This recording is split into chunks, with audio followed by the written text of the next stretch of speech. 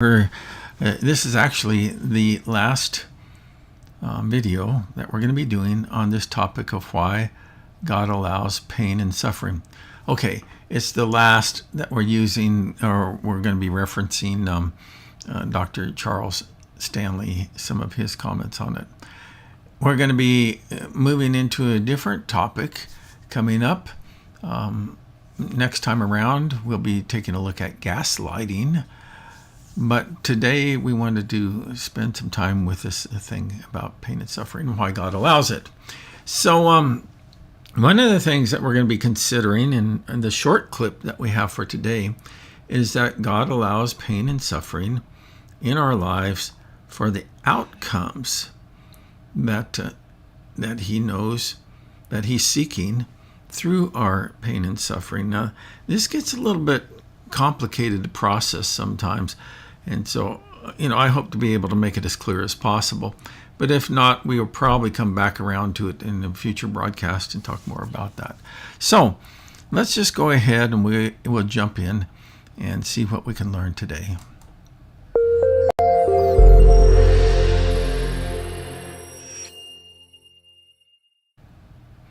Hello, Karen. How are you doing today? Oh, pretty good. How about you? It's good. It's always good to see you, and it's always good to have you here with me on these broadcasts. So, Yeah. that how about, and this is just completely off the cuff, but I'm sure that you appreciate that. But how about for you when you look back on these in the number of these various broadcasts that we've done with respect to this topic of pain and suffering? How about for you? Are there any big takeaways or any benefits, even if you speak in general terms about it? Yeah, I think that probably for me, it's like the biggest is the overall is that there's kind of two sides to the coin of pain and suffering is, Yeah.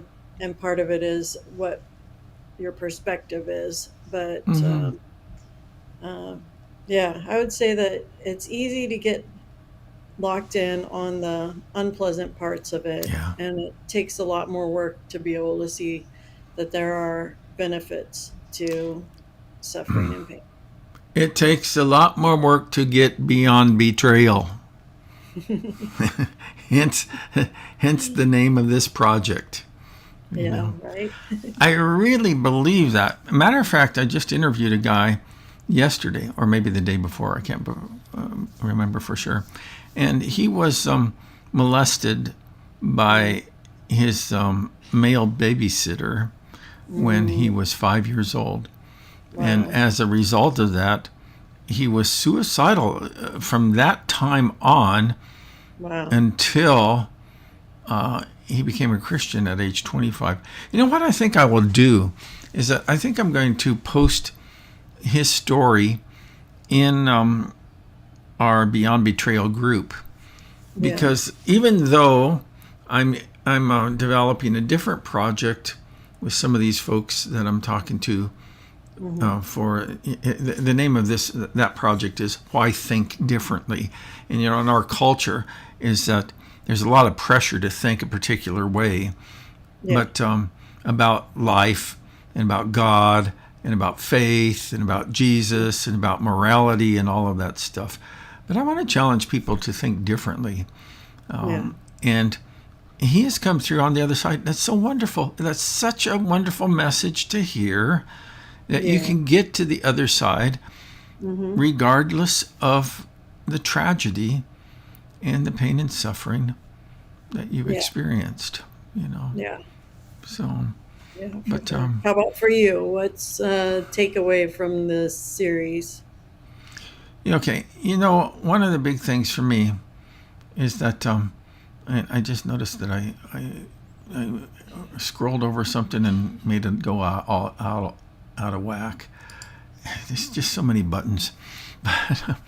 Okay, the big takeaway is that God doesn't want us to experience pain and suffering. Mm-hmm. But he knows that because we are living in a fallen world, Yeah. surrounded by fallen people, and that we're broken people ourselves, that we are going to experience, we're going to experience horrible pain and suffering. But when, and there's a big difference between God's perfect will, what God would have, that he, if God had it his way, seriously, if he had it his way, there would be no pain or suffering. Yeah. But because we wanted it our way, Mm-hmm. there is pain and suffering. And not only natural evil, but also moral evil. So in other words, not only the evil that we find in creation, getting old or disease or whatever else, but also moral evil, where, and if you stop and think about moral evil, that it's really the vast majority of the evil that we suffer, Yeah. But so God doesn't want it, but God will use it for his good purposes in our lives. Mm-hmm. And particularly, and I know that is hard to process, because when I used to hear that stuff, there was kind of like parts of it that didn't compute. But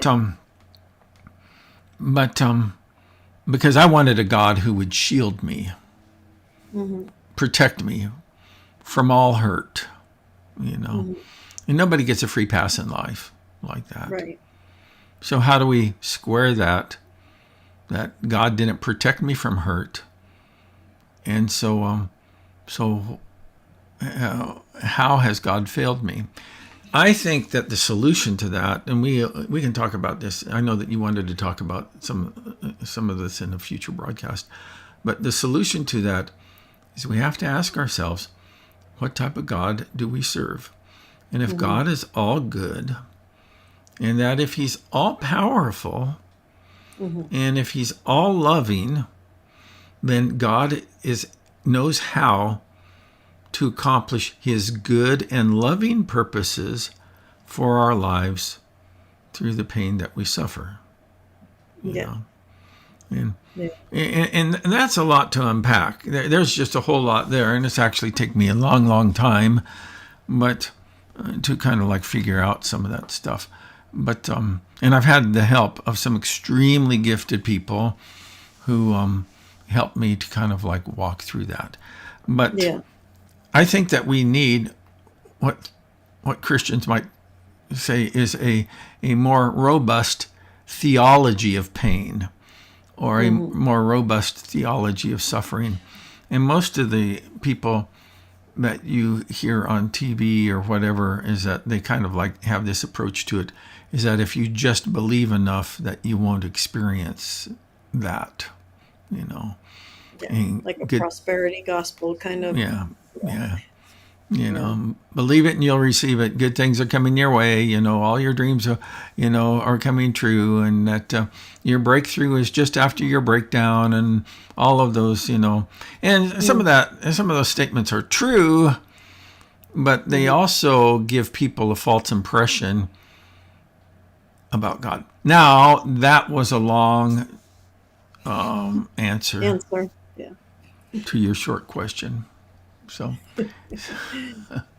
let's watch the video, okay? All right. Here we go. What do you want to do in me and through me that this pain and this suffering is a part of the preparation? Well, remember this.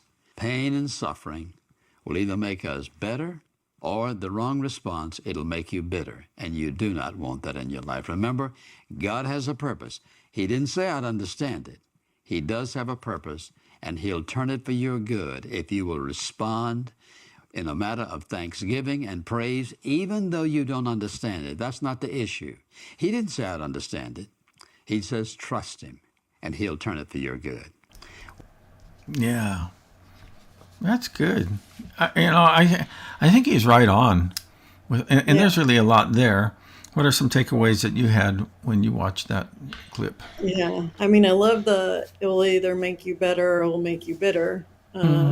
because I think that that's true. Like our response is how two people can go through the same situation and come out of it with two different ways of handling it and Mm-hmm. perspectives. But Mm-hmm. I also like what he's talking about with as far as God and trusting Him, and I think that um, that we have to ask ourselves really, like I think with Christians, that when it comes to pain and suffering, do you trust God?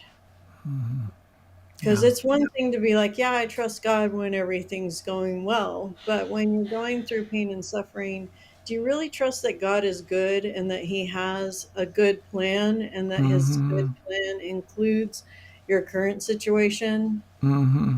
Yeah. Yeah. Yeah. You know, there's a great passage of scripture in the book of Romans, and I was preaching about a little bit about this on Sunday, and it's in Romans 8 where it talks about God is for us. I think that might be like verse number 31. I can't remember for sure, but I'm Hmm. going to see if I can see it real quick here. And that God is for us. And forgive me if I talked about this before, because it's hard for me to keep track of who I say what to. but Yeah. but let me just read that real quick. And it's in Romans 8, and in verse 31, I think that's where it's at. There it is. Yeah, it says, what shall we say about such wonderful things as these? If God is for us, who can ever be against us? Hmm. And of course, what he's talking about there is a believer who has made a commitment to Christ. And Hmm. that, and by the way, God is for everybody, Yeah. but it's kind of like you only find yourself under the cover of his blessings and grace when you have responded to that in your Yeah. life, and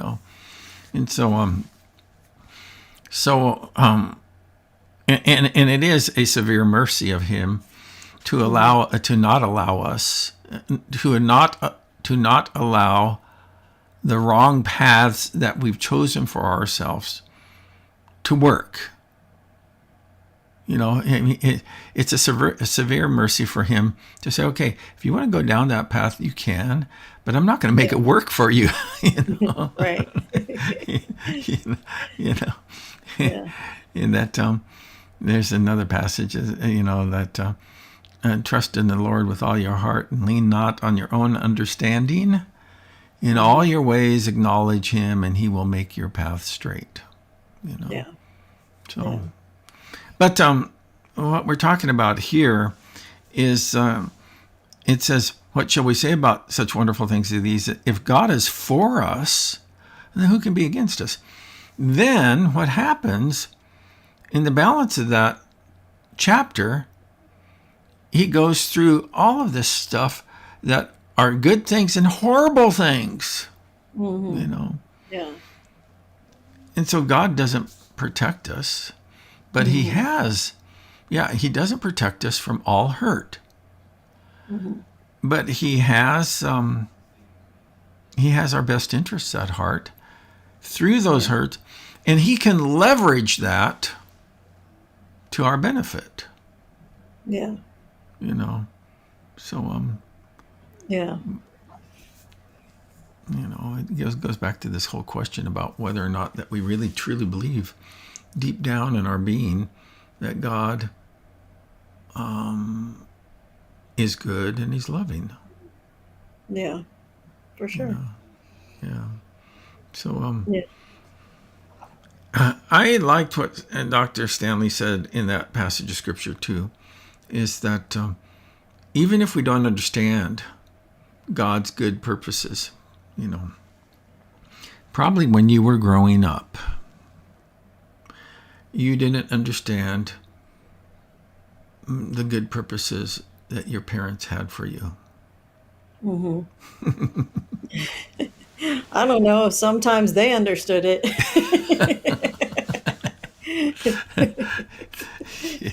Yeah, that's true.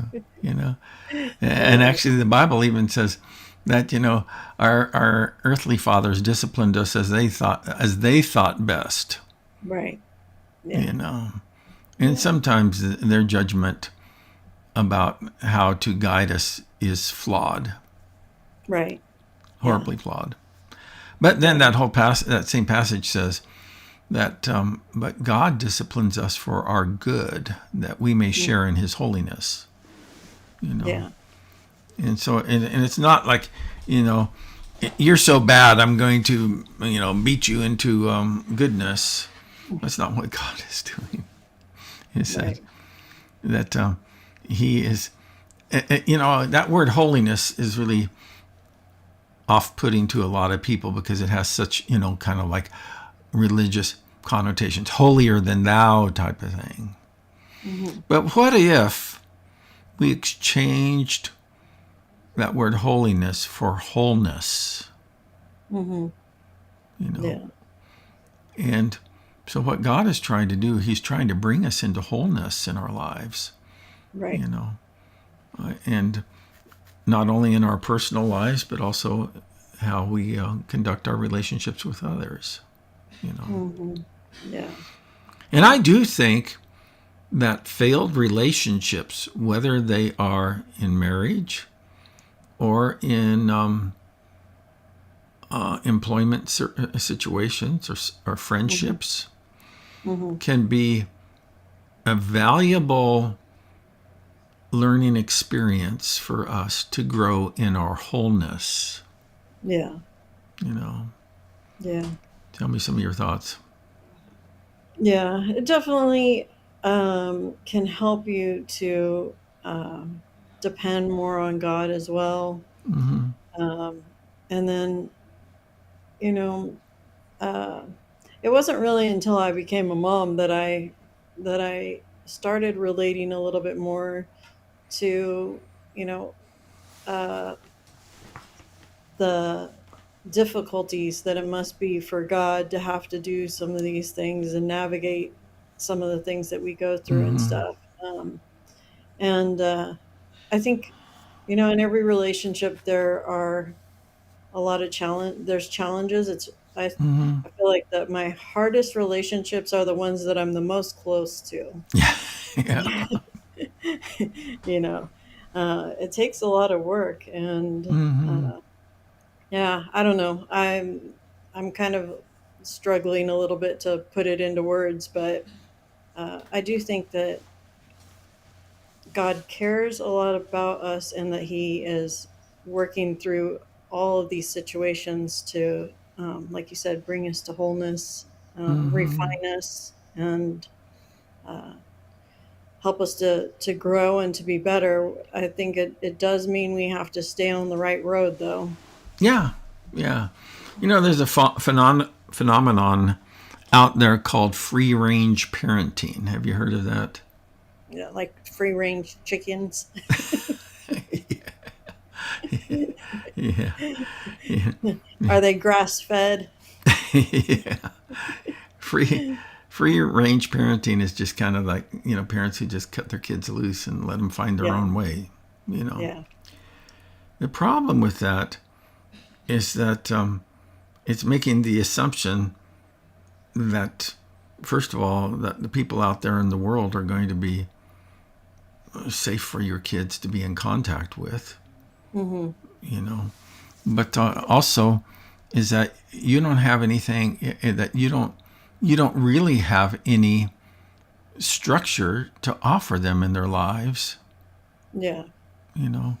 Well, it also you're assuming that the child knows better than what you do. Well, in a lot of families, that's the way it ends up being, isn't it? You know. Yeah. I wonder if they feel the same way when it comes to like playing in the street. Oh yeah, just let them Yeah. decide what they want to do. I think Mm, that it's like it only goes so far. of They course. they kind of use it to be uh, not have to really put work into their raising of their kid or whatever. But Hmm. you know, the kid Yeah. can't make all the decisions on their own and come out okay. No, and I think that actually that that discipline is a product of love. Yeah. And we see that with God. Mm-hmm. Yeah. What he's trying to do is to help us to share in his wholeness. Mm-hmm. God is complete and whole within himself. And he wants us to move in the next step, in the next phase towards our own maturity, growth, and development. And that's true not only personally, but also in our relationships. Yeah. Yeah. We're going to be hosting a webinar coming up here soon about drivers training. Yeah. And negotiating the freeways of conflict without getting into a collision. I'm telling you, so many couples need that because they have never seen it modeled in a healthy way in the homes in which they grew up. Right. Yeah. And Not only that, I mean, even if you did have a good model, is that you both are bringing your experiences and your, own desires and hopes and dreams and all that into it. And there's expectations and all sorts of stuff. And yeah, life doesn't go the way we think it's going to go. And marriage doesn't go the way we think it's going to go. Yeah. And parenting doesn't go the way that we think it's going to go. Right. And our jobs, well, I can go on and on. Hey, before we wrap up here, is there anything that you'd like to share? Any additional observations? Like we say, that this is going to be the last time. But how about for you? Let me just ask you really quickly. As you've been doing some of the research for this series on gaslighting that we're going to be doing, have you found that to be helpful? Yeah, it's definitely been helpful. I think it's kind of surprising to me how easy it is to fall into that trap. And I mean, I can speak from experience on that, as I've had a couple of situations where I was involved in. But yeah, I think that there's a lot of things that I feel like are worthy of exploring, not only just like, well, explaining and unpacking a little bit what gaslighting is, but also how to spot it, some examples of it, and then some things What that you can do about it. Yeah. That'd be great. Cool. All righty. Well, thank you again, Karen, for joining me with this. And I'm looking forward to our gaslighting series coming up, as well as our webinar. Sounds good. Cool. So, folks, you can find access to some of our resources there on beyondbetrayal.org. But really what I would encourage you to do is join our Facebook group, because it's a private Facebook group, and we post material, we post resources there all the time, as much as we're able to, and we're going to continue to develop those resources for that group. So, check that out. And also, we're going to be announcing our webinar coming up, and you don't want to miss out on that. I'm excited about that, so I hope you will be too. So that's it for now. Thanks for watching. We'll see you next time.